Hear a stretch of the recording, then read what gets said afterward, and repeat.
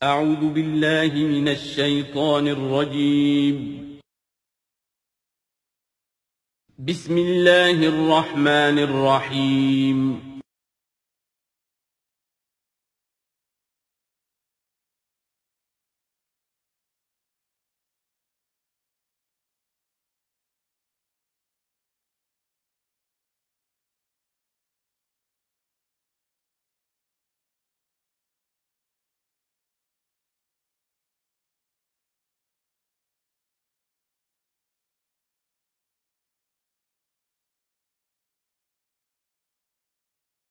اذا جاءك المنافقون قالوا نشهد انك لرسول الله والله يعلم انك لرسوله والله يشهد ان المنافقين لكاذبون اتخذوا ايمانهم جنة فصدوا عن سبيل الله انهم ساء ما كانوا يعملون ذلك بانهم آمنوا ثم كفروا فطبع على قلوبهم فهم لا يفقهون صدق الله العظيم. رب اشرح لي صدری ویسر لي امری واحلل عقدۃ من لسانی یفقہوا قولی. قرآن مجید میں جو مدنی صورتوں کا یہ سب سے بڑا گلدستہ ہے، اس کے ہم 4 جوڑے پڑھ چکے ہیں. 3 جوڑے، سورہ حدید اور سورہ مجادلہ، پھر سورہ حشر اور سورہ ممتحنہ، پھر مرکزی جوڑا سورہ صف اور سورہ جمعہ. سورہ صف میں نے ایک بات کہی تھی کہ بعد میں جائزہ لے لیں گے. اگر تو ایمان حقیقی اور جہاد فی سبیل اللہ کا راستہ انسان اختیار کرے، وہ تجارت جو اللہ نے بتائی ہے، هل ادلکم علی تجارت تنجیکم من عذاب علیم، اس کا کیا حل ہے، کیا تجارت ہے؟ تؤمنون باللہ ورسولہ وتجاہدون فی سبیل اللہ باموالکم وانفسکم. یہ اگر کرتے ہو تو عذاب علیم سے بھی چھٹکارا ہے، تمہارے گناہ بھی معاف کر دیے جائیں گے، جنتوں میں داخل کیے جاؤ گے، مساکن طیبۃ فی جنات عدن دیے جاؤ گے. ایک خاص حد تک تمہارے ایمان اور عمل صالح کی جب ہم جانچ پرکھ کر لیں گے اور ثابت ہو گئے کہ تم نے حق ادا کر دیا، تو دنیا میں نصرت بھی آئے گی، فتح بھی ملے گی، اور سب سے بڑی بات یہ کہ تم اللہ کے مددگار قرار پاؤ. نہیں کرتے ہو اور ایمان کے دعوے ہیں اور اللہ سے محبت کے اور رسول سے عشق کے، تو کبر مقتا عند اللہ ان تقولوا ما لا تفعلون. اللہ تعالیٰ کی بیزاری شدید ہوتی چلی جا رہی ہے تمہارے اس طرز عمل پر، اور آگ سے چھٹکارا پانے کا خیال تمہارا خود ساختہ خیال ہے، امید موہوم ہے. اس لیے کہ کلام جو ہے یہ محمل کلام نہیں ہے. هل ادلکم علی تجارت تنجیکم من عذاب علیم، وہ تجارت تمہیں بتائی جائے جو عذاب علیم سے چھٹکارا دلا دے. وہ نہیں کرتے ہو اور چھٹکارا ہو گیا تو پھر یہ کلام غلط ثابت ہو گیا، پھر یہ کلام محمل ہے، بے معنی ہے. کرتے ہو تو سب کچھ ہے. اس کو کہتے ہیں ہماری فزیولوجی میں آل اور نن لا. وہ چیز ہوگی تو پوری ہوگی، نہیں ہوگی تو زیرو ہو جائے گی. پرسنٹیج نہیں ہے بیچ میں. مسلز کے بارے میں یہ والنٹری مسلز جو ہوتے ہیں، ان کی کنٹریکشن جو ہوتی ہے آل اور نن. اگر تو سٹیمولس پورا مل جائے گا تو پوری کنٹریکشن ہوگی، اور اگر وہ سٹیمولس جو ہے کم ہے تو بالکل نہیں ہلے گا. وہ یہ نہیں کہ وہ درمیان میں آل اور نن لا. اچھا، اس کے لیے جو آدمی چاہیے کیسے ٹرین کرنا، کیسے تیار کرنا، وہ سورۃ جمعہ. اب یہ جو دوسرا، بلکہ کہنا چاہیے کہ جو چوتھا جوڑا آ رہا ہے، اس میں ایک تو ترتیب آپ الٹی دیکھ رہے ہیں. پہلے آ رہی ہے وہ سورت جس میں کہ تسبیح کا ذکر نہیں ہے، بعد میں آئے گی سورہ تغابن جس میں تسبیح کا ذکر ہے. دوسری بات یہ کہ یہاں نفاق کا تذکرہ ہے، اور سورہ تغابن میں ایمان حقیقی پر جامع ترین سورت ہے. میں نے آپ کو پہلے ہی بتایا تھا کہ وہ مباحث، اب نفاق کی جو بحثیں آئی ہیں سورہ نساء اور سورہ توبہ کا تو اکثر حصہ اس پر مشتمل ہے، اور بھی تقریباً تمام مدنی صورتوں کے اندر وہ ذکر موجود ہے. کہیں ذرا ڈھکا چھپا ہے جیسے سورہ بقرہ میں، کہیں کھلم کھلا ہے، اعلانیہ ہے. اسی طریقے سے ایمان کی بحثیں تو پوری مکی قرآن میں پھیلی ہوئی ہیں، اور اس کے بلکہ اور خلاصے نکال کر بہترین جو ہے مدنی قرآن میں بھی لکھ دیے گئے ہیں. آیات الآیات ہے، آیت الکرسی ہے. لیکن ایک خلاصہ 11 آیتوں پر مشتمل نفاق کی حقیقت پر یہ سورہ منافقون، یہ منفی ہے، مثبت شے کیا ہے؟ ایمان۔ 18 آیتوں پر مشتمل جامع ترین سورت قرآن حکیم کی ایمان کے موضوع پر سورہ تغابن۔ نفاق کے بارے میں چند باتیں سمجھ لیجئے جو اگرچہ پہلی بحث میں بہت آ چکی ہیں، لیکن آج پھر میں بتا دینا چاہتا ہوں۔ نفاق کی دو قسمیں، ایک وہ شخص جو شعوری طور پر دھوکہ دینے کے لیے ایمان لایا، وہ شروع ہی سے منافق ہے، ایک دن بھی اسے ایمان کی لذت نصیب ہوئی نہیں۔ سورہ آل عمران میں اس کی مثال موجود ہے، سازش کی، صبح کو ایمان لاؤ شام کو مرتد ہو جانا، تاکہ یہ اسلام کی جو ساکھ بن گئی ہے، گڈ ول بن گئی ہے، یہ ختم ہو جائے۔ تو ظاہر بات ہے جیسے کہ فرمایا گیا سورہ مائدہ میں وَقَدْ دَخَلُوا بِالْكُفْرِ وَهُمْ قَدْ خَرَجُوا بِهِ، وہ کفر کے ساتھ ہی داخل ہوئے تھے اور کفر کے ساتھ ہی نکل گئے، ان پہ ایک لمحہ بھی ایمان حقیقی کا آیا ہی نہیں۔ یہ بہت کم لوگ تھے اس قسم کے منافق۔ اصل منافق جو وہ کون تھا؟ دعوت آئی، دعوت نے قبول، دل نے قبول کیا، بات ٹھیک ہے، صحیح بات ہے، چلو پیش قدمی کرو، لیکن تھے کم ہمتیں، بزدل، تھڑ دلے۔ اب ظاہر بات ہے یہ دعوت تھی انقلابی دعوت، انقلابی دعوت میں تصادم کے مراحل آتے ہیں، اور وہاں جو ہے تکلیفیں، آزمائشیں، مصیبتیں، ایثار مال، بذل نفس، یہاں تک کہ وہ مرحلہ بھی آ سکتا ہے کہ نقد جان ہتھیلی پر رکھو اور میدان میں آ جاؤ۔ اب جو ذرا کمزور لوگ تھے ان کی ٹانگیں ذرا ہلنی شروع ہوئی، کپ کپی۔ پہلا مرحلہ یہ ہوا ان میں کہ انہوں نے اپنی قصور کو ماننا، ہم سے خطا ہو گئی، غلطی ہوئی۔ یہ سورہ توبہ میں پڑھ چکے ہیں، خلطوا عملا صالحا وآخر سیئا۔ اب یہ ہے کہ کسی وقت اچھے کام بھی کر رہے ہیں، کسی وقت کوئی برا کام بھی کر دیا، کبھی کوئی لبیک بھی کہہ دیا، کبھی کہیں کھسک گئے، لیکن اپنی غلطی مان لی کہ حضور ہم سے غلطی ہوئی، ہم کوئی جھوٹا بہانہ نہیں بناتے، آپ جو سزا چاہیں دے لیں، ہم حاضر۔ اس درجے کو کہیں گے ضعف ایمان، یہ نفاق نہیں ہے، ضعف ایمان۔ اگلا درجہ آتا ہے جب آدمی کی جو جھوٹی عزت نفس ہے، اخذت العزت بالاسم، وہ جھوٹی عزت نفس اسے کہتی کب تک مانو گے اپنی خطائیں، تو جھوٹا بہانہ کر دیا کرو، یہ تھا مسئلہ، وہ تھا مسئلہ، یوں تھا، ایسا تھا، خدا کی قسم نہیں، وہ تیسرا مرحلہ ہے۔ جھوٹا بہانہ جہاں شروع کیا نفاق شروع ہو، لہذا منافقین کے ضمن میں ہمیشہ آپ کذب کذب کذب اس کو دیکھیں۔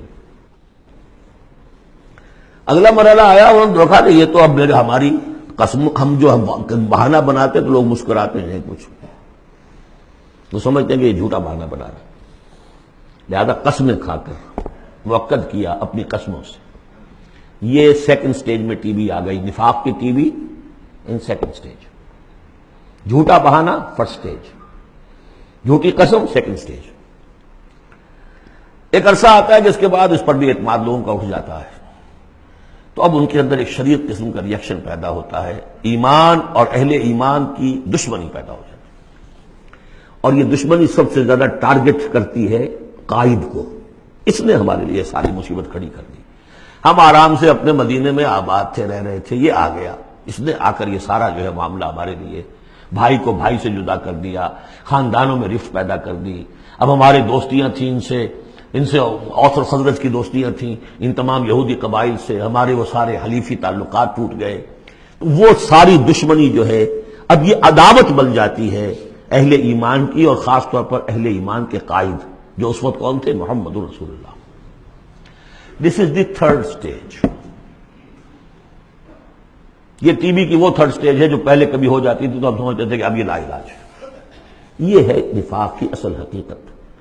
اسی لیے اس وقت جو لوگ کسی تحریکی تصور سے آشنا ہی نہیں، انقلابی تصور دین ان کے سامنے آیا ہی نہیں، وہ منافق نہیں ہو سکتا، وہ ضعیف الایمان آدمی ہے۔ لیکن جو شخص ایک مرتبہ کسی تحریک کو، انقلابی تحریک کو قبول کر کے آگے آ جائے، اب وہ منافق ہو جائے گا اگر وہ ٹھیک نہیں چلتا ہے۔ یہ بات میری جو ہے آج پلے باندھ لیجئے۔ عام اس وقت مسلمان منافق نہیں، انہیں پتہ ہی نہیں کہ دین کا تصور یہ ہے، دین کا یہ مطلب ہے، مولویوں نے سمجھایا ہی نہیں۔ دین کا نام ہے نماز، روزہ، اور لیلۃ القدر مل گئی تو بیڑا پار، ساری زندگی کے سارے گناہ معاف۔ انہیں تو یہ تصور دیے گئے، حج کرائے تو پاک ہو کے آ گئے، عمرہ کیا تو پاک ہو کے آ گئے، باقی یہ کہ تم جس طرح چاہو کماؤ۔ لہذا وہ بھی چاہے وہ منافق منافق نہیں ہے، وہ ضعیف الایمان ہے، جو بھی ہے وہ اللہ تعالیٰ جو معاملہ ان سے کرے.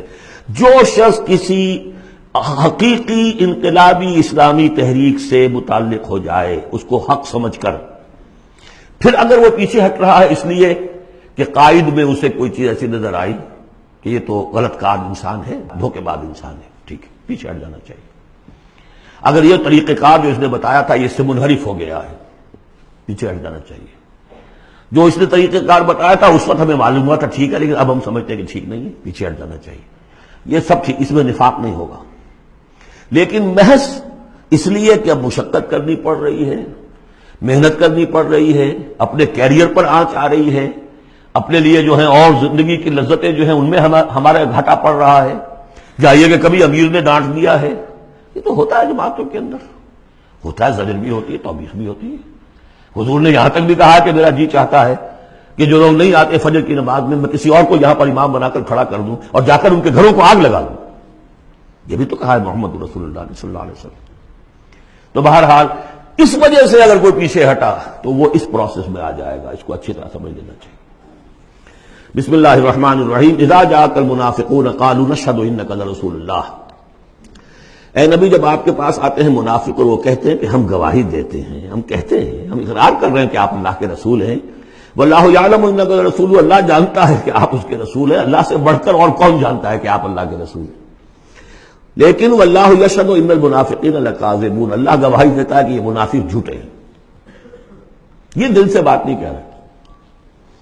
اتخذوا ایمانہم جنۃ، پہلی سٹیج کاذبون کے حوالے سے یہ جھوٹے ہیں، نفاق کی پہلی سٹیج. پھر انہوں نے اپنی قسموں کو ڈھال بنا لیا. اتخذوا ایمانہم جنۃ فصدوا عن سبیل اللہ، انہوں نے اپنی قسموں کو ڈھال بنا کر اور اللہ کے راستے سے رک گئے. خدا کی قسم یہ مسئلہ تھا، میں اس لیے نہیں جا سکا، میری بیوی بیمار تھی، کوئی دیکھنے بھالنے والا نہیں تھا. انہم ساء ما کانوا یعملون، یہ بہت ہی برا کام ہے جو کر رہے ہیں. ذالک بانہم آمنوا ثم کفروا، یہ وہ لوگ ہیں جو ایمان لا کر کافر ہوئے ہیں. یہ وہ لوگ نہیں ہیں جو دھوکے ہی سے ایمان میں داخل ہوئے تھے. تھوڑی سی پونجی انہیں ملی تھی ایمان کی، آئے تھے، اس وقت بدنیت نہیں تھے، ان کی فطرت نے اپیل کیا تھا اس دعوت نے. لیکن اب جو پاؤں ان کے ہلے ہیں وہ انہیں کیا پتا تھا کہ یہ شہادت گاہ الفت میں قدم رکھنا ہے. لوگ آسان سمجھتے ہیں مسلمان ہونا، یہ تو انہیں معلوم نہیں تھا. یہ تو معلوم نہیں تھا وَلَنَبْلُوَنَّكُمْ بِشَيْءٍ مِّنَ الْخَوْفِ وَالْجُوعِ وَنَقْصٍ مِّنَ الْأَمْوَالِ وَالْأَنفُسِ وَالثَّمَرَاتِ وَبَشِّرِ الصَّابِرِينَ.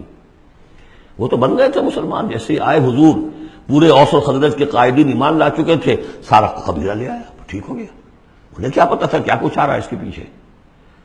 یہ ایمان جو ہے یہ تو یوں سمجھیے کہ ٹپ آف دی آئس برگ ہے، اس کے نیچے جو اصل برگ جو آیا ہے برف کا تودا، تو وہ پھر ان کے پاؤں ہے. اس میں بھی جب تک اقرار ہو اپنے تقصیر کا تو وہ ذوف ایمان کہلائے گا، نفاق نہیں. خذ من اموالہم صدقۃ تطہرہم وتزکیہم بہا، ایسے لوگوں کا علاج بھی سورہ توبہ میں آ چکا ہے. لیکن جھوٹ بہانا پہلی منزل، جھوٹی قسم دوسری منزل، اور پھر عداوت آگے آئے گی چل کر اسی صورت میں. ذالک بانہم آمنوا ثم کفروا، یہ اس لیے کہ ایمان لائے پھر کفر کیا. فطبع علی قلوبہم، اب اللہ نے ان کے دلوں پر مہر کر دی ہے. فہم لا یفقہون، اب یہ تفقہ حقیقی تفقہ سے خالی ہو چکے.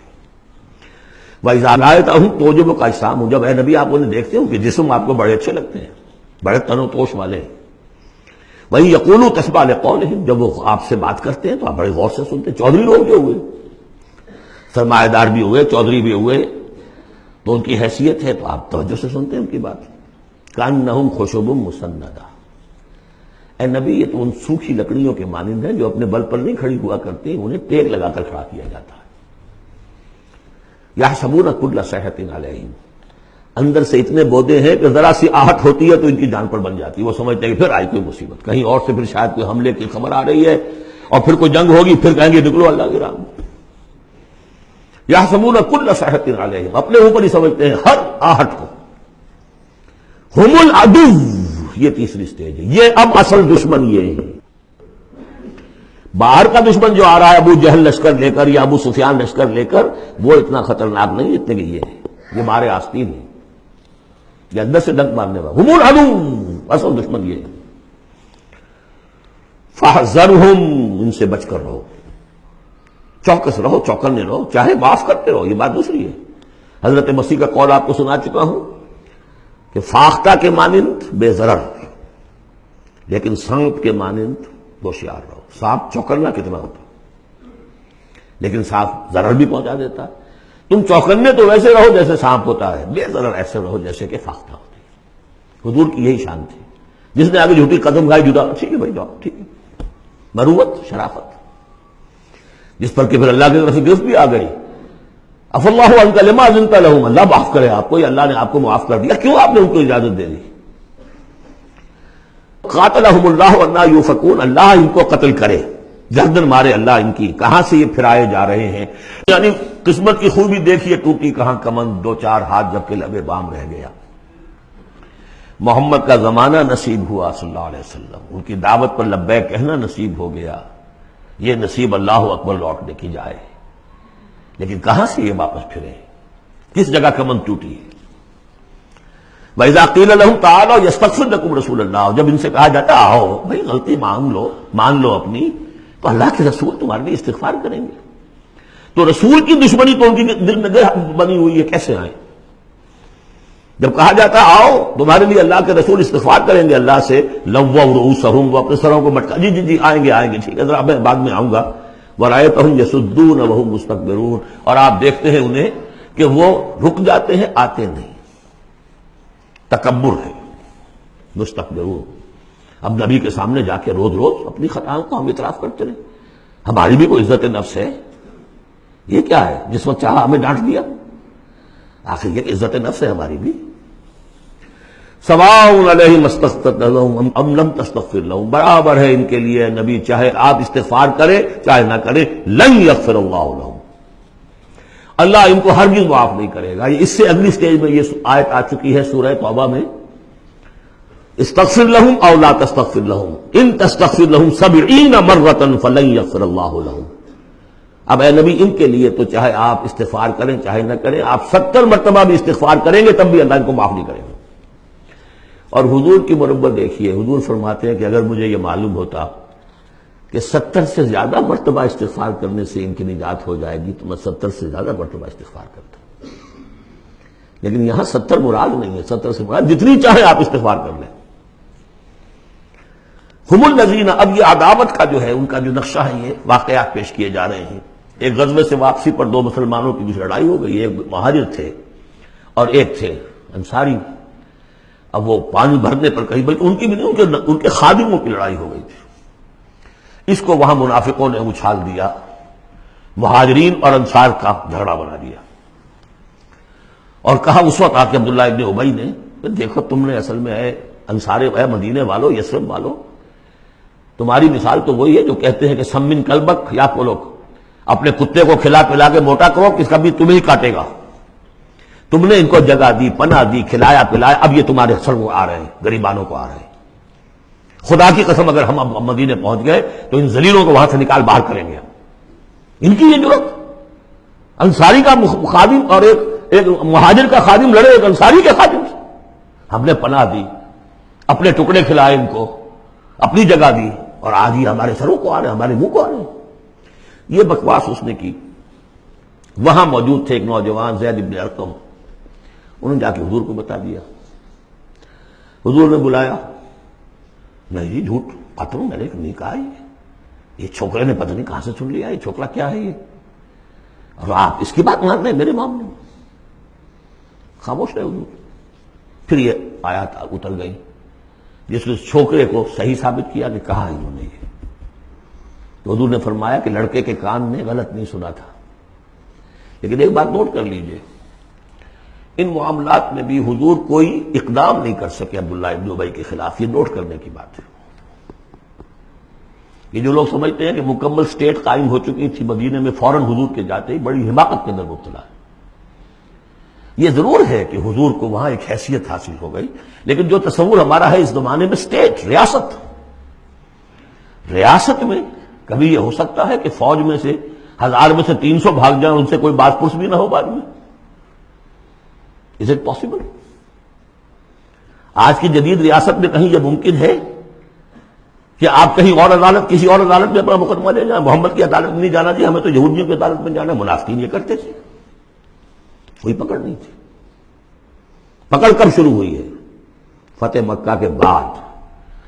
اب یہ اس کی خوش قسمتی تھی عبداللہ ابن ابی کہ اس سے پہلے یہ واصل جہنم ہو گیا خود ہی، ورنہ یہ کہ فتح مکہ کے بعد ریاست قائم ہوئی ہے۔ یہی وجہ کہ اس کے بعد پھر جب جنگ کا اعلان ہوا ہے تو جو نہیں گئے ان سے باس پرس ہوئی ہے، حساب کتاب ہوا، اس سے پہلے نہیں۔ تو اصل مسٹیک جو ہے عبداللہ ابن ابی کا، یہاں پہ بھی خاموش۔ ایک موقع پر جب کہ تہمت کا معاملہ چل رہا تھا تو ایک دفعہ حضور کے زبان مبارک سے ایسے الفاظ میں نکل گئے، دکھا دے کہ کیا کوئی شخص نہیں ہے کہ جو مجھے اس ایذا رسان شخص جو ایذا پہنچا رہا ہے اس کی ایذا سے بچا سکے۔ انڈیا ظاہر تھا صاف کہ کیا کوئی شخص اس کو قتل نہیں کر سکتا۔ اب واقعات مختلف آتے ہیں، ایک واقعے میں تو یہاں تک آتا ہے کہ سعد ابن معاذ موجود تھے، انہوں نے کہا کہ حضور آپ مجھے حکم دیجیے میں قتل کرتا ہوں اس کو۔ سعد ابن عبادہ تھے، وہ خزرج میں سے تھے، وہ فوراً تم یہ اس لیے کہہ رہے ہو کہ وہ خزرج کا آدمی ہے۔ تو معلوم یہ ہوا کہ وہ جو قبائلی عصبیتیں تھیں کسی نہ کسی درجے میں ابھی موجود تھیں، ایک دن میں صاف نہیں ہوتی یہ چیزیں۔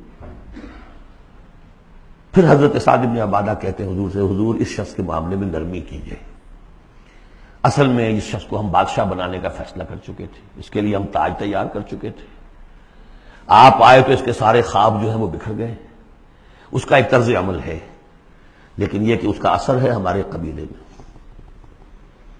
حکمت اور مصلحت کا تقاضا یہ ہے کہ اس کے خلاف اقدام نہ کیا جائے، یہ بات سمجھ میں۔ ابھی ریاست اس درجے کی نہیں تھی کہ ان تمام چیزوں کو بالکل، ان مصلحتوں کو بالکل نظر انداز کرتے ہوئے جو قدم چاہے اٹھا دیں، یہ نہیں۔ اب کتنا بڑا کفر ان کا چلا آ رہا ہے یہاں پر۔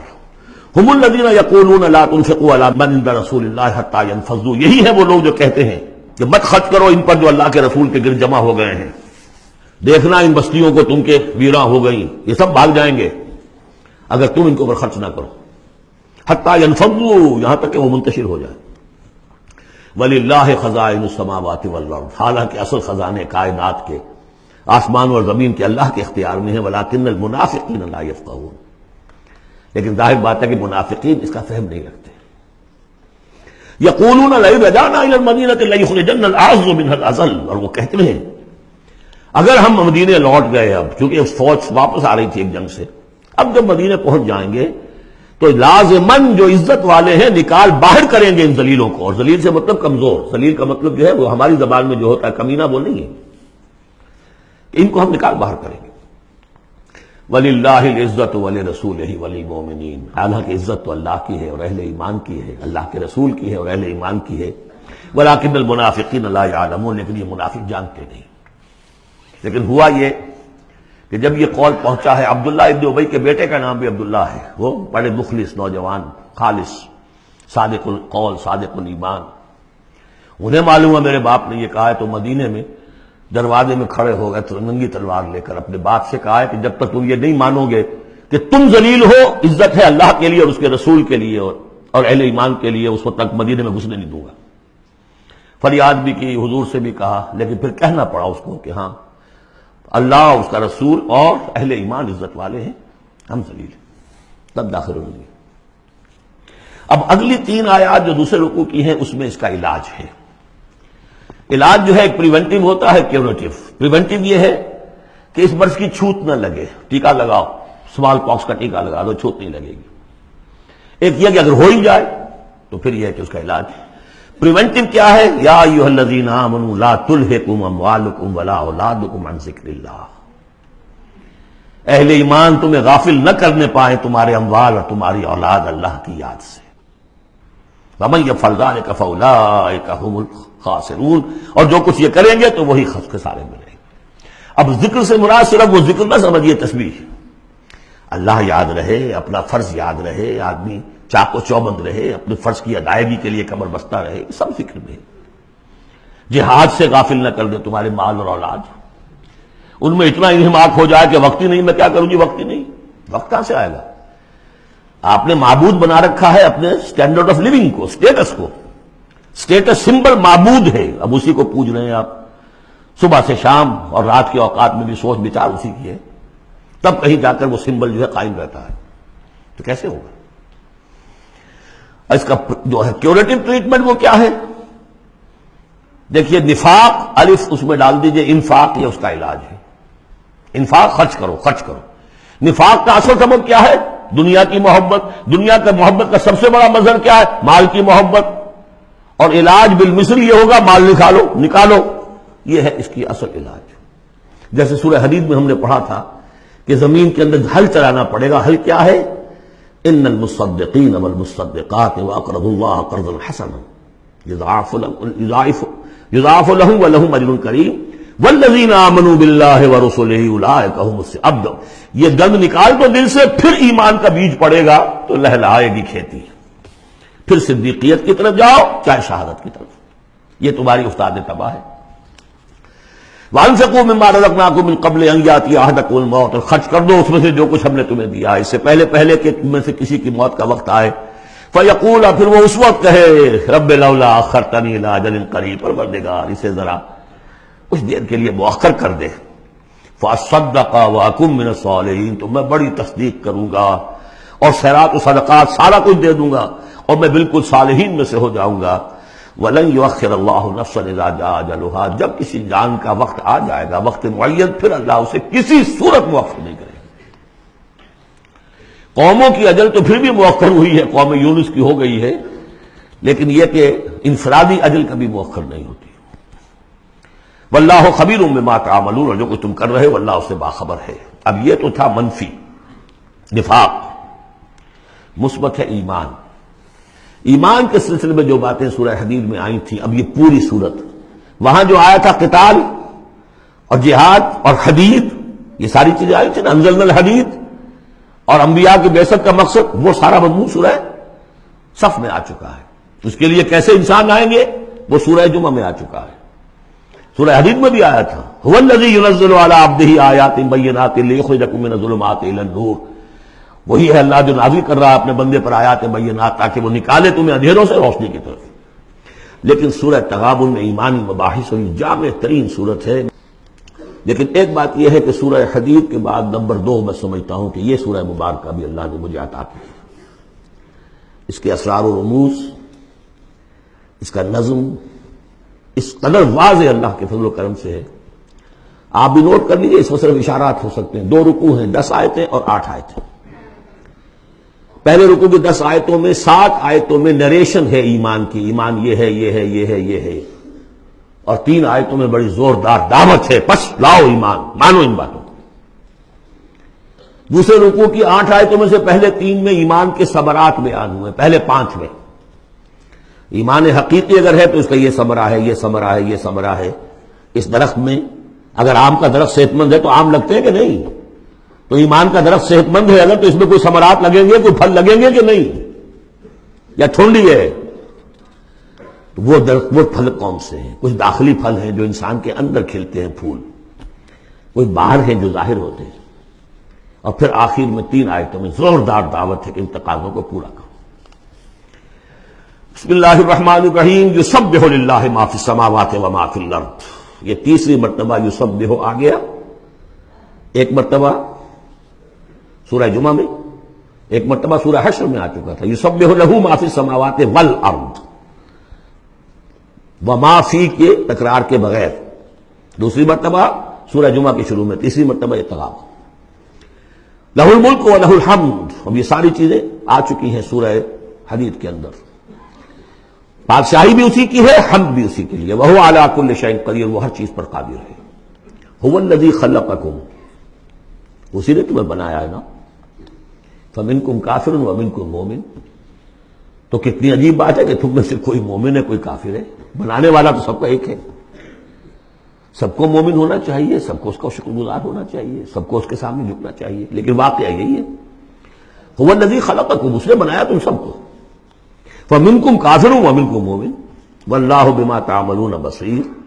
اور جو کچھ تم کر رہے ہو اللہ دیکھ رہا ہے. اس میں بڑا ایک یوں سمجھیے کہ بڑی دھمکی ہے، اللہ دیکھ رہا ہے. یعنی یہ کہ جو بھی اس کی مخلوق میں سے اس کا کفر کرے پھر اس کے ساتھ وہ نمٹے گا اس سے. واللہ بما تعملون بصیر، ہم تمہیں دیکھ رہے ہیں، تمہاری حرکتیں ہماری نگاہ میں ہیں. کیا مطلب ہوتا ہے اس کا؟ خلق السماوات والارض بالحق، اس نے آسمان اور زمین پیدا کیے ہیں ایک پرپس کے ساتھ، باطل نہیں ہے یہ تخلیق، عبث نہیں ہے یہ تخلیق، حق کے ساتھ، با مقصد با نتیجہ، اور خاص طور پر تم اس کی کریشن کا کلائمیکس، وَصَوَّرَكُمْ فَأَحْسَنَ صُوَرَكُمْ، اور تمہاری جو نقشہ کشی کی ہے تو کتنی عمدہ کی ہے، انسان کا جسم، اس کا اریکٹ پوسچر، پھر کس طریقے سے تو اس میں جنسیں بنائی گئی ہیں، کس قدر کامل ہم آہنگی ہوتی ہے، پھر چہرے پہ جو نقش و نگار ہے، ایک ایک چیز پر غور کرو، فَصَوَّرَكُمْ وَأَحْسَنَ صُوَرَكُمْ، بہترین صورت بنائی تمہاری، وَإِلَيْهِ الْمَصِيرُ، اسی کی طرف لوٹ کر بھی آنا ہے، یہ سب کچھ بنا کر ایسے نہیں چھوڑ دیا تمہیں، تم اتنی گھٹیا شے نہیں ہو کہ بس اٹھا کے پھینک دی، نہ کھلونا ہو کہ کھیلے اور بس اس کے بعد جیب اٹھتا گیا، یہ ایک سیریس کریشن ہے، پرپس فل ہے، نتیجہ نکلے گا۔ اب دیکھیے ایک آیت میں جمع کیا ہے وہ تمام جو ایمانیات، ایمان بالعلم، علم خداوندی کا جو ایمان ہمارا ہونا چاہیے، آپ کو کئی کئی آیتوں میں ملے گا قرآن میں بہت سے مقامات پر، یہاں ایک میں 3 ڈائمنشنز دی ہیں، یعلم ما فی السماوات والارض، ایک ڈائمنشن، وہ جانتا ہے جو کچھ آسمان میں ہے جو کچھ زمین میں ہے، کیا باقی رہ گیا؟ لیکن سیکنڈ ڈائمنشن، وَيَعْلَمُ مَا تُسِرُّونَ وَمَا تُعْلِنُونَ، وہ بھی جانتا ہے جو تم چھپاتے ہو اور وہ بھی جانتا ہے جو تم ظاہر کرتے ہو۔ تیسری ڈائمنشن اور آئی، وَاللَّهُ عَلِيمٌ بِذَاتِ الصُّدُورِ، سینوں کے اندر جو کچھ ہے وہ پنہاں ہے، وہ بھی اللہ جانتا ہے۔ میں کافی عرصے تک متردد رہا کہ یہ تو پھر تکرار ہو گئی، جو کچھ ہم چھپاتے ہیں وہی ہمارے سینے میں ہے نا، اور تکرار محض کلام کا عیب ہے، یقیناً یہاں کوئی اور بات ہونی چاہیے۔ تو جب انکشاف ہوا کہ اس سے مطلب ہے even your sub conscious mind which even you don't know yourself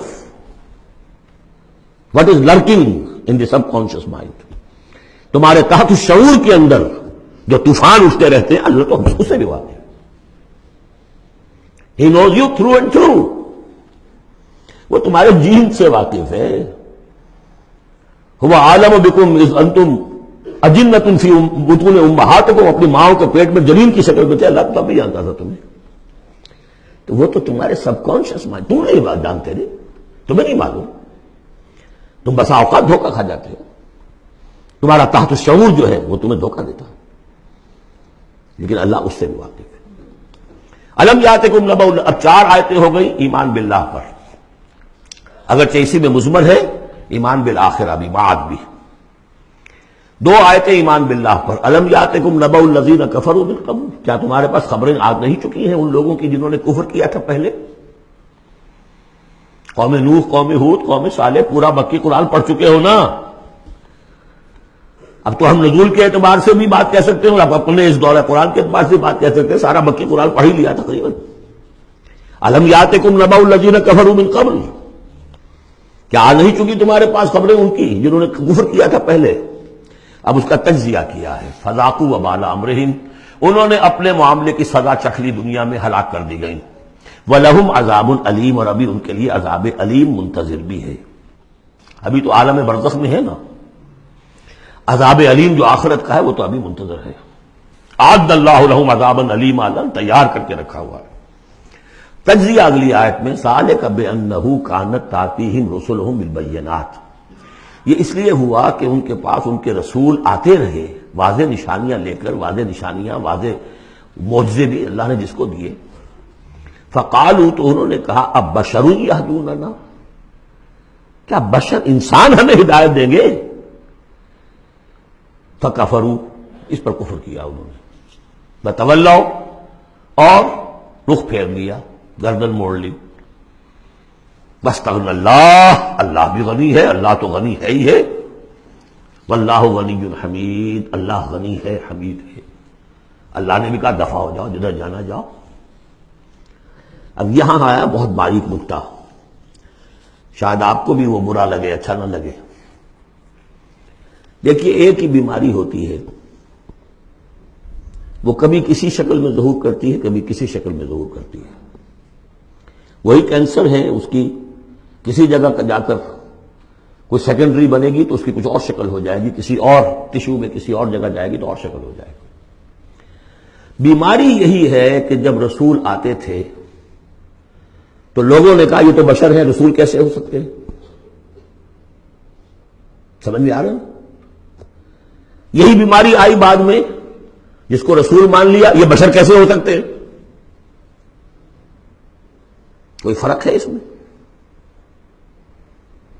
وہاں بشر سامنے تھا، ہاتھ پاؤں والا، اس کا بیٹا ہے، اس کا پوتا ہے، اس کا پڑپوتا، ہم جانتے ہیں اس کو کون ہے، یہ وہی تو ہے نا، بشر سامنے تھا۔ بشریت کی بنا پر رسالت کا انکار، نبی کیسے ہو سکتا؟ اور جس نے نبی مان لیا خدا بناؤ یا تو اس کو خدا کا بیٹا تو بناؤ کم سے کم، اور نہیں تو کم سے کم بشریت سے تو نکالو اس کو۔ ایک ہی مرض ہے، ایک ہی مرض ہے۔ آخر یہ کوئی تو وجہ ہے نا، قرآن کتنی دفعہ کہلواتا ہے قل انما انا بشر مثلکم یوحی الی انما الہکم الہ واحد۔ آخری آیت ہے سورہ کہف کی، اے نبی کہیے، ڈنکے کی چوٹ کہیے کہ میں ایک بشر ہوں تمہاری طرح۔ ہاں وہی ہوئی ہے مجھ پر کہ تمہارا الہ تو ایک ہی ہے اور وہ الہ اللہ ہے۔ فمن کان یرجو لقاء ربہ فلیعمل عملا صالحا ولا یشرک بعبادۃ ربہ احدا۔ البتہ ایک دوسری انتہا بھی ہمارے ہاں ہے، کچھ لوگوں نے اس نقطے کو ایمفیسائز کرنے کے لیے، جیسے ہم بھی کبھی کسی بات پر زور دینے میں کبھی کوئی لفظ ذرا مناسب سے ہٹ کر غیر مناسب لفظ ہم استعمال کر بیٹھتے ہیں۔ ہمارے بزرگوں سے بھی ہوا، کسی نے کہا بڑے بھائی بنا دیا، کسی نے کوئی اور مثال دے دی۔ ایسی بات بھی نہیں، نبی کے بعض خصائص ایسے بھی ہیں کہ جو واقعتاً عام بشر کے نہیں ہیں۔ یہ حدیث بھی تو محمد رسول اللہ کی صلی اللہ علیہ وسلم،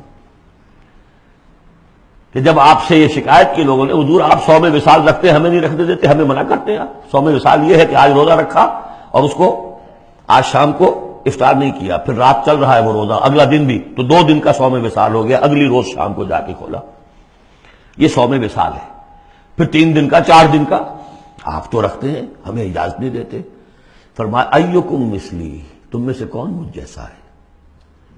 ابھی تو عند ربی، میں اپنے رب کے پاس رات گزارتا ہوں، وہ یطعمنی ویسقین، وہ مجھے کھلاتا پلاتا ہے۔ تو بعض پہلو ہے، نبی اپنی پشت سے بھی دیکھتا تھا صلی اللہ علیہ وسلم، ہم تو نہیں دیکھتے۔ تو خصائص ہیں۔ پھر نبی کو ساری سیر کرا دی گئی، آسمانوں کی، زمین کی۔ کہاں لے گئے؟ عند سدرۃ المنتہی، عندہا جنت المأوی، اذ یغشی السدرۃ ما یغشی، ما زاغ البصر وما طغی۔ تو یہ معاملہ بھی نہیں، لیکن بنیادی طور پر وہ انسان ہے، انسانی عواطف و میلانات بھی تھے۔ چوٹ لگتی تھی تو درد ہوتا تھا، زخم کا وار لگا ہے تو اس پہ سے خون کا فوارہ چھوٹا ہی چھوٹا ہے، بچہ فوت ہو رہا ہے تو آنکھوں میں آنسو آئے ہی آئے ہیں، کبھی بددعا بھی نکل گئی ہے۔ کیف یہدی اللہ قوما خضبوا وجہ نبیہم بالدم، سب پڑھ چکے ہیں ہم یہ پورا قرآن مجید میں۔ لیکن یہ ہے کہ رسالت کا انکار بربنائے بشریت اور بشریت کا انکار بربنائے رسالت، یہ دونوں چیزیں غلط ہیں، اور یہ ہم بدل ہیں۔ ذالک بأنہ کانت تأتیہم رسلہم بالبینات فقالوا بشر یہدوننا فکفروا وتولوا واستغنی اللہ واللہ غنی حکیم۔ اب ایک آیت میں آ رہی ہے ایمان بالآخرہ، زعم الذین کفروا، ذرا اس کے زور کا اندازہ کیجیے گا۔ زعم الذین کفروا ان لن یبعثوا، زوم ہو گیا ہے انہیں، غلط خیال ہو گیا ہے کہ وہ اٹھائے نہیں جائیں گے۔ قل، اب ذرا نوٹ کیجئے، بلا وربی لتبعثن ثم لتنبؤن بما عملتم، کہہ دو اے نبی کیوں نہیں، اور مجھے میرے رب کی قسم ہے۔ کون کھا رہا ہے قسم؟ محمد رسول اللہ صلی اللہ علیہ وسلم۔ لتبعثن، تم لازماً اٹھائے جاؤ گے، ثم لتنبؤن بما عملتم۔ یہ اس پر جو خطبہ تھا حضور کا پہلا خطبہ جو آپ نے دیا ہے بنو ہاشم کو دعوت میں، وہ میرے کتابچے میں موجود ہے، دعوت اللہ اردو میں اور قول تو اللہ انگریزی میں، اس کا متن موجود ہے، وہ ہے کہ اس کی شرح ہے۔ واللہ لتموتن کما تنامون ثم لتبعثن کما تستيقظون ثم لتجزون بالاحسان واحسانا، واللہ لَتَمُوتُنَّ كَمَا تَنَامُونَ، خدا کی قسم تم سب مر جاؤ گے جیسے روزانہ رات کو سو جاتے ہو. ثُمَّ لَتُبْعَثُنَّ كَمَا تَسْتَيْقِظُونَ، جیسے روزانہ صبح کو بیدار ہو جاتے ہو ایسے اٹھا لیے جاؤ گے قیامت کے دن. ثُمَّ لَتُحْسَبُنَّ بِمَا تَعْمَلُونَ، پھر تمہارا حساب کتاب لیا جائے گا جو تم نے عمل کیا ہے. ثُمَّ لَتُجْزَوُنَّ بِالْإِحْسَانِ إِحْسَانًا وَبِالسُّوءِ سُوءًا، پھر بدلہ ملے گا بھلائی کا بدلہ برائی کا بدلہ. وَإِنَّهَا لَجَنَّةٌ أَبَدًا أَوْ لَنَارٌ أَبَدًا. قُلْ بَلَىٰ وَرَبِّي لَتُبْعَثُنَّ ثُمَّ لَتُنَبَّؤُنَّ بِمَا عَمِلْتُمْ وَذَٰلِكَ عَلَى اللَّهِ يَسِيرٌ، اور یہ اللہ پر بہت آسان ہے. 7 آیتیں پوری ہو گئیں. 4 ذات و صفات، 2 رسالت، 1 آخرت. اب سنیے فَآمِنُوا بِاللَّهِ، یہ فا بہت اہم ہے یہاں پر. بس ایمان لاؤ اللہ پر اور اس کے رسول پر. وَالنُّورِ الَّذِي أَنزَلْنَا، اس نور پر جو ہم نے نازل فرمایا. وَاللَّهُ بِمَا تَعْمَلُونَ خَبِيرٌ، جو کچھ تم کر رہے ہو اللہ اسے باخبر ہے. اب یہاں دیکھیے ریورس ہو جائے گا آرڈر، ریشو پروپورشن. اب یہاں ایک آیت میں اللہ اور اس کے رسول کا ذکر آ گیا، اور اس میں بھی واللہ بما تعملون خبیر کے اندر آخرت کا ذکر ہے. اللہ باخبر ہے، تو اللہ کے پاس یہ ساری خبریں اس نے رکھی ہوئی ہیں. کوئی ریسرچ، وہ تھیسس لکھنا ہے اس کو تمہیں سزا دینے کے لیے. لیکن اب 2 آیتیں آ رہی ہیں شاندار آخرت کے لیے. یوم یجمعکم لیوم الجمع ذالک یوم التغابن، جس دن کے وہ جمع کرے گا تمہیں اس جمع ہونے والے دن، وہ ہے ہار اور جیت کے فیصلے کا دن. جو اس روز جیتا وہ جیت گیا، جو اس روز ہارا وہ ہار گیا. یہ دنیا کی ہار اور جیت کیا ہے؟ کچھ بھی نہیں. ایک ڈرامے کے اندر کوئی جیت گیا کوئی ہار گیا، نہ وہ جیت ہے اور نہ یہ ہار ہے. اصل جیتا وہ جو وہاں جیتا، اصل ہارا وہ جو وہاں ہارا. ذالک یوم التغابن، وہ ہے ہار اور جیت کے فیصلے کا دن. ومن یؤمن باللہ، جیت کس کی ہوگی؟ جو ایمان لائے اللہ پر، ویعمل صالحا، اور عمل کرے اچھے. اس کی تفصیل کچھ آگے آ جائے گی کیا کیا عمل کرنے ہیں. یکفر عنہ سیئاتہ، اللہ تعالیٰ اس سے اس کی برائیوں کو دور کر دے گا. ویدخلہ جنات تجری من تحتہا الانہار، اور ان باغات میں داخل کرے گا جن کے دامن میں ندیاں بہتی ہوں گی. خالدین فیہا ابدا، وہ رہیں گے اس میں ہمیشہ ہمیش. ذالک الفوز العظیم، یہ ہے بڑی کامیابی. والذین کفروا وکذبوا بآیاتنا اولئک اصحاب النار خالدین فیہا، اور جو لوگ انکار کریں گے اور تکذیب کریں گے ہماری آیات کی، وہ ہوں گے جہنمی اور رہیں گے اس میں ہمیشہ ہمیش. وبئس المصیر، اور یہ برا ٹھکانہ ہے.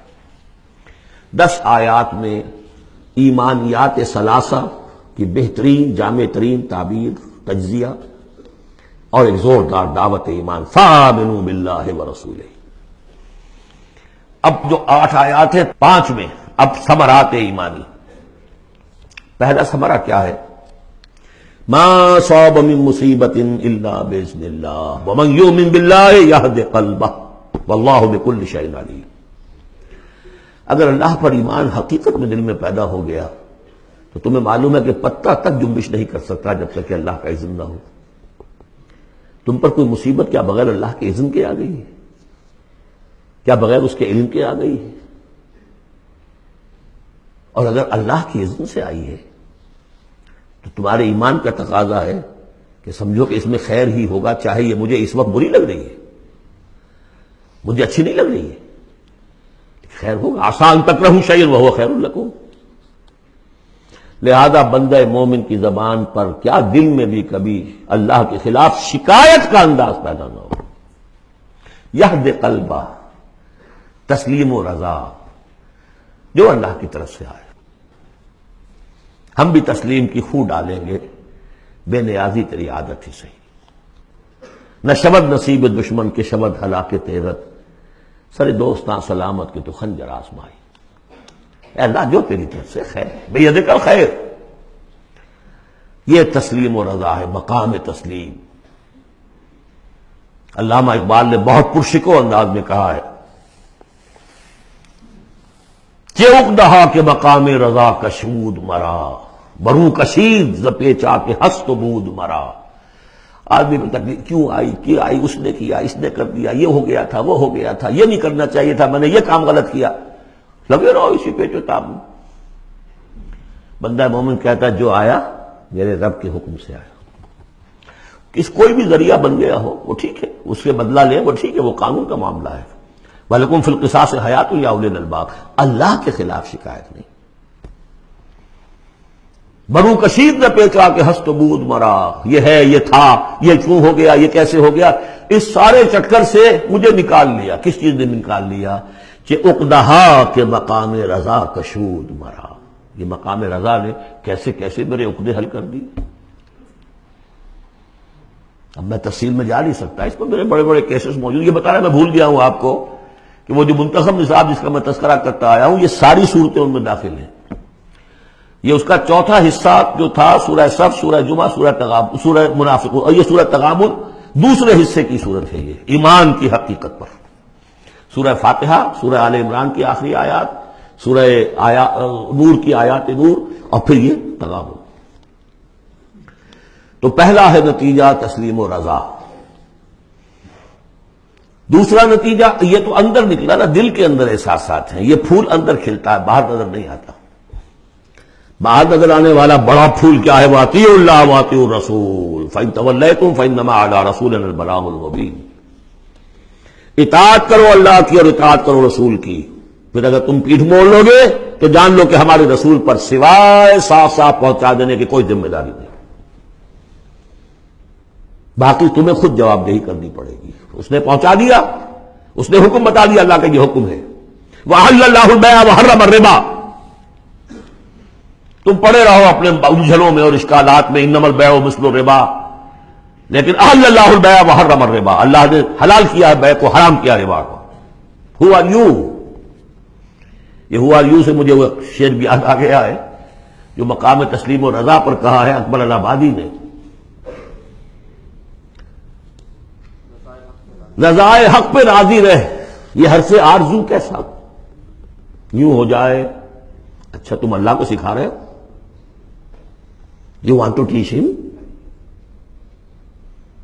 آرزو، رضائے حق پہ راضی رہے، یہ حرف آرزو کیسا، خدا خالق، خدا مالک، خدا کا حکم تو کیسا، تو وہی ہو آر یو، اللہ نے فیصلہ کیا ہے یہ حرام ہے یہ حلال۔ تم اللہ کو مانتے ہو کہ نہیں؟ نمبر ایک۔ رسول کو مانتے ہو کہ نہیں؟ نمبر دو۔ قرآن کو مانتے ہو کہ نہیں؟ نمبر تین۔ پھر کوئی دلیل نہیں، نو آرگیومنٹس، آئیدر اوبے اور گو اوے، تیسرا راستہ کوئی نہیں۔ وَأَطِيعُوا اللَّهَ وَأَطِيعُوا الرَّسُولَ فَإِن تَوَلَّيْتُمْ فَإِنَّمَا عَلَىٰ رَسُولِنَا الْبَلَاغُ الْمُبِينُ اللَّهُ لَا إِلَٰهَ إِلَّا هُوَ وَعَلَى اللَّهِ فَلْيَتَوَكَّلِ الْمُؤْمِنُونَ۔ پھر ایک پھول اندر جو کھلا ہے، دل میں کھلے گا، ذہن میں کھلے گا، توکل۔ اللہ ہی وہ ہے کہ جس کے سوا کوئی الہ نہیں، اس کی مرضی کے بغیر کوئی چیز جنبش نہیں کر سکتی۔ تمہارے کیے کیا ہو جائے گا؟ کچھ نہیں ہوگا۔ تمہارا کام ہے اپنی سی محنت کر کے نتیجہ اللہ پر۔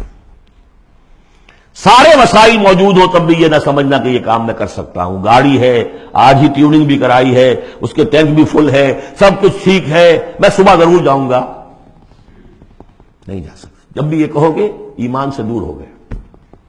وَلَا تَقُولَنَّ لِشَيْءٍ إِنِّي فَاعِلٌ ذَلِكَ غَدًا إِلَّا أَن يَشَاءَ اللَّهُ، کبھی مت کہنا کہ یہ کام میں کل ضرور کروں گا مگر انشاءاللہ کے ساتھ، اللہ چاہے گا تو ہوگا، ورنہ نہیں۔ اور سارے تمہارے پاس مسائل ہیں، تم کہو گے فتح ہی فتح ہے اب تو وہ حال ہو جائے گا جو غزوہ حنین میں ہوا تھا۔ اذ اعجبتکم کثرتکم، 12,000 کی تعداد، اور ایسی بھگدڑ مچی کہ 300 آدمی رہ گئے۔ یہ بھی بڑی محنت کر کے سید سلیمان ندوی صاحب نے کھود کھریت کے نکالے ہیں کہ 300-400 آدمی تھے۔ استاد نے جو لکھا ہے شبلی نے وہ تو یہ ہے کہ 30-40 مسلمان رہ گئے تھے صرف 12,000 میں سے۔ تیسرا یہ پھول ہو گیا اندر والا۔ اب چوتھا، بڑے خطرناک معاملات آ رہے ہیں، ذرا توجہ سے سنیے۔ یا ایھا الذین آمنوا ان من ازواجکم واولادکم عدوا لکم فاحذروہم، اے ایمان کے دعوے دارو، تمہاری بیویوں اور تمہاری اولاد میں سے تمہارے دشمن ہیں، ان سے اپنے آپ کو بچا کر رکھو۔ فاحذروہم، یہی ہم پڑھ چکے ہیں پہلے لفظ، حضور سے کہا گیا تھا ہم العدو فاحذرہم قاتلہم اللہ انا یؤفکون۔ بیوی کی محبت ہے، بیوی کی فرمائش یہ ہے۔ اب میاں صاحب جو ہیں کیا کہیں، مجبوری ہے۔ بچوں کو اچھے سے اچھا تعلیم دینی ہے، حلال سے نہیں ہوتی، حرام سے۔ گھر بار چھوڑو، ملک چھوڑو، جاؤ باہر، بوڑھے ماں باپ مر رہے، پانی دینے والا کوئی نہیں، اور ڈالر اور پیٹرول ڈالر کمانے کے لیے بیٹے گئے ہوئے باہر، کیا کریں؟ مکان بنانا ہے، یہ کرنا تھا، وہ شروع کی تھی، کوٹھی شروع کی تھی، وہ ابھی تک مکمل نہیں ہوئی ہے، وغیرہ وغیرہ۔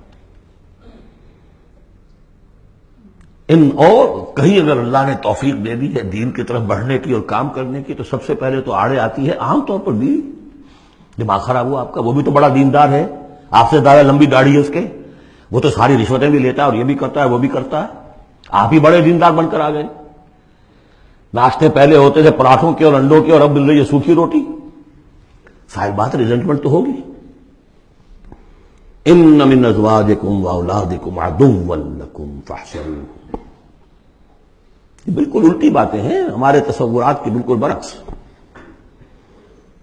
انقلابی تحریک کے اعتبار سے 100% ہر چیز فٹ بیٹھتی ہے، وہ تصور نہ ہو تو یہ ساری باتیں جو ہیں یہ ایسی منتشر ہو جاتی ہیں، انمل بے جوڑ سی ہیں۔ یا ایھا الذین آمنوا ان من ازواجکم واولادکم عدوا لکم فاحذروہم، لیکن اس کے ساتھ ہی دیکھیے بیلنس کیا ہے، یہ میرے نزدیک قرآن مجید کے اعجاز کا ایک بہت اہم مقام ہے، جہاں ایک طرف یہ بتا دیا چوکس رہو، چوکنے رہو، سانپ کی طرح ہوشیار رہو، بیوی اور اولاد کی محبت تم سے کوئی غلط کام نہ کرا لے، لیکن یہ بھی نہیں کہ گھر کو آپ میدان جنگ بنا لیں، بلکہ معاف کرو، بخش دو، ساتھ یہ بھی ہے بیلنس کا ہے۔ وَإِن تَعْفُوا وَتَصْفَحُوا وَتَغْفِرُوا، تین الفاظ آ رہے ہم مانی، اگرچہ معنی مختلف ہے، عفو کہتے ہیں کسی کو ڈھیل دینا، داڑھی کے لیے بھی آیا ہے حدیث میں، اعف اللحا، داڑھیاں چھوڑو، داڑھیوں کو بڑھاؤ، عفو کے معنی ایک تو پکڑ لیا فوراً چھوڑو، ڈھیل دو۔ تصفحوا، کبھی کبھی ایسا بھی ہو کہ کوئی غلطی ان کی دیکھی اور ذرا دیکھی اندیکھی کر دی، چہرہ اپنا پھیر لیا، اسے پتہ ہی نہ چلے کہ دیکھا ہے، ابا جان نے دیکھا ہے یا شوہر نے دیکھا ہے، کیونکہ ہر بات پر پکڑیں گے اگر آپ تو ضد بھی پیدا ہو جائے گی، کسی وقت جو ہے ایک نیگیٹو سائیکالوجی ڈیولپ ہو جائے گی۔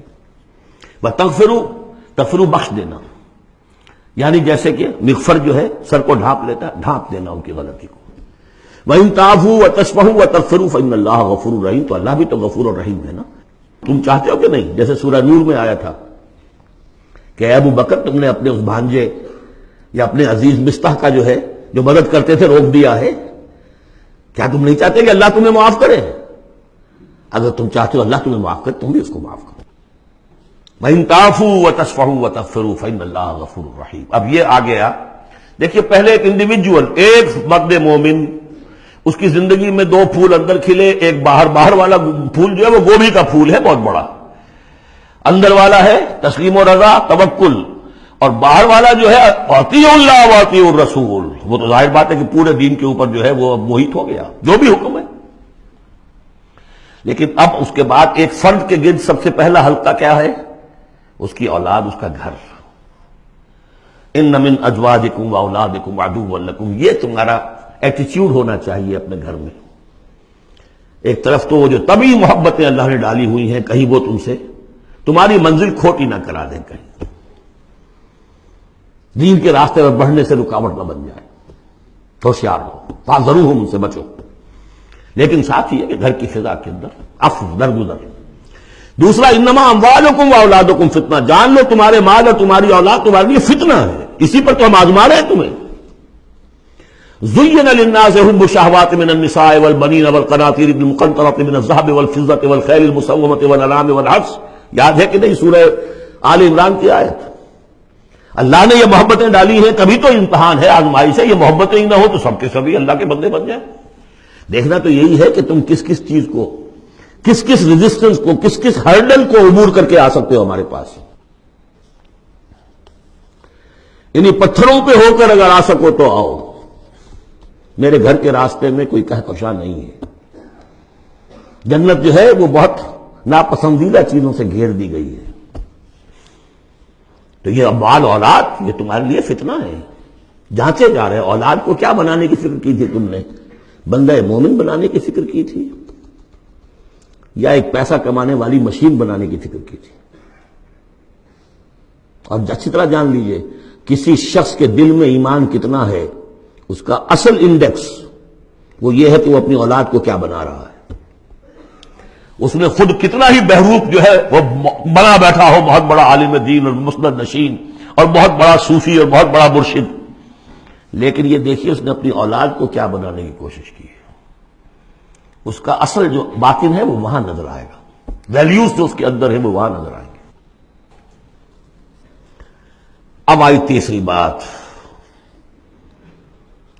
انما اموالکم واولادکم فتنہ واللہ عندہ اجر عظیم، اللہ ہی کے پاس اجر عظیم ہے۔ اولاد سے بھی تم یہ نہ سمجھنا کہ تمہارے بڑھاپے کا سہارا بن جائے گا، یہ بھی کچھ پتہ نہیں، کیا پتہ یہی اولاد بڑھاپے میں ٹھوکریں بھی مارے، ٹھوکریں اگر پاؤں سے نہیں ماریں گے زبان سے ماریں گے، سینہ تان کر کھڑے ہو کر کہیں گے، باتیں کریں گے، ابا جان کیا آپ باتیں کرتے ہیں، ڈکیا دوسری باتیں آپ کرتے ہیں، زمانہ بدل گیا، آپ کو کیا معلوم۔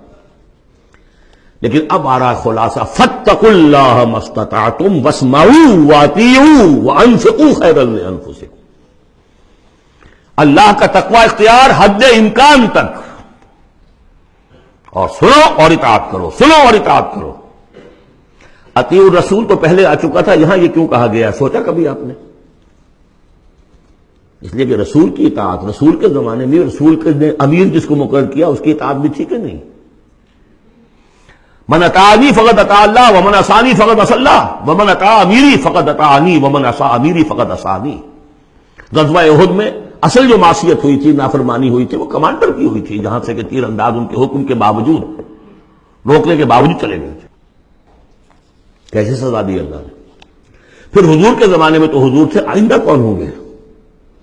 کوئی اللہ کا بندہ ہوگا جو پھر کھڑا ہو، من انصاری اللہ، جو دین کا ہی کام کرنے کے لیے داعی کھڑے ہوئے ہیں، دعوتیں ہیں، اصل بندہ شہید کھڑے ہوئے، مولانا مودودی کھڑے ہوئے، مولانا الیاس صاحب کھڑے ہوئے، پچھلی صدیوں میں سید احمد بریلوی کھڑے ہوئے، لوگ کھڑے ہوتے رہیں گے۔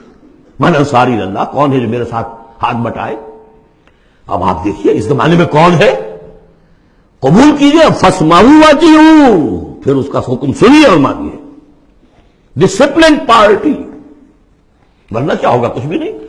عید آزاداں شکوہ ملک و دین اور عید محکومہ ہجوم مومنین، یہ 30 لاکھ کا ہجوم مومنین ہے جو حج میں ہوتا ہے۔ اگر یہ جماعت ایک ہوتی کسی ایک امیر کے نیچے 30 لاکھ کی، ایک امیر، عظیم الشان انقلاب۔ وانفقوا، اور خرچ کرو، خیرا لانفسکم، یہی تمہارے لیے، خود اپنے لیے بہتر ہے، لگا دو جو بھی کچھ دیا ہے۔ وہی دیکھیے جہاں پہ سورہ حدید، آمنوا باللہ ورسولہ وانفقوا مما جعلکم مستخلفین فیہ فالذین آمنوا منکم وانفقوا لہم اجر کبیر ومن یوق شح نفسہ فاولئک ھم المفلحون، اور جو اپنی جی کے لالچ سے بچا لیے گئے، بخل سے نجات پا گئے، وہی ہیں کہ جو اصل میں فلاح، آخری فلاح کو پہنچیں گے۔ ان تقرضوا اللہ قرضا حسنا، اگر تم اللہ کو قرض حسن دو، یضاعف لکم، وہ تو اس کو تمہارے لیے دگنا کرے گا، چوگنا کرے گا، 700 گنا کرے گا، فیغفر لکم، اور تمہیں بخش دے گا۔ واللہ شکور حلیم، اللہ شکور بھی ہے، حلیم بھی ہے۔ شکور اتنا ہے کہ تم جو بھی کچھ کرتے ہو قدر کرتا ہے کہ میرے بندے نے یہ کیا میرے لیے، اور حلیم اتنا ہے کہ تم نہیں بھی دیتے تو فوراً تمہاری گردن نہیں ناپتا، حلیم التوا ہے۔ عالم الغیب والشہادہ، وہ جاننے والا ہے کھلے اور چھپے کا، تمہارے سامنے جو کچھ ہے وہ بھی اور جو تم سے غائب ہے اس کا بھی۔ العزیز الحکیم، یہ وہ صورت تھی جس کے شروع میں العزیز الحکیم نہیں آیا تھا، یہاں اختتام پر آ گیا، وہ العزیز ہے الحکیم۔ بارک اللہ لی ولکم فی القرآن العظیم ونفعنی وإیاکم بالآیات والذکر الحکیم۔